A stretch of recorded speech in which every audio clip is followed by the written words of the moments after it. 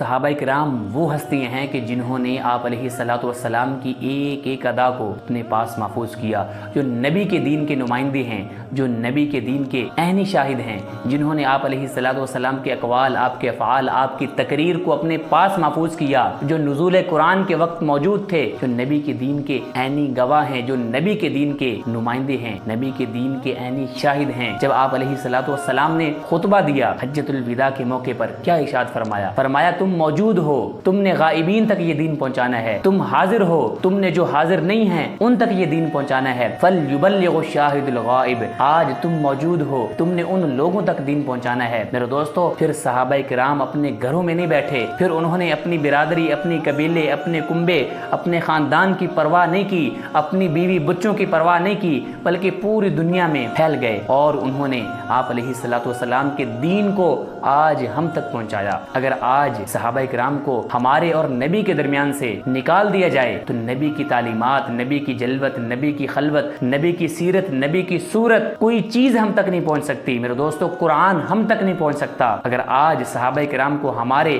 اور نبی کے درمیان سے نکال دیا جائے تو کوئی چیز ہم تک نہیں پہنچ سکتی۔ لیکن افسوس کی بات ہے کہ بہت سارے لوگ ایسے ہیں جو صحابہ کرام کے بارے میں بد زبانی کرتے ہیں، بد کلامی کرتے ہیں۔ اس سے بڑے بے وقوف، اس سے بڑے احمق انسان اس دنیا میں ہو نہیں سکتے۔ جو نبی کے دین کے نمائندے ہیں، جنہوں نے نبی کی ایک ایک ادا کو دیکھا، جو نبی کے دین کے گواہ ہیں، ان کے بارے میں بد زبانی کی جائے، ان کے بارے میں بد کلامی کی جائے، اس سے بڑا بے وقوف انسان، اس سے بڑا احمق انسان اس دنیا میں ہو نہیں سکتا۔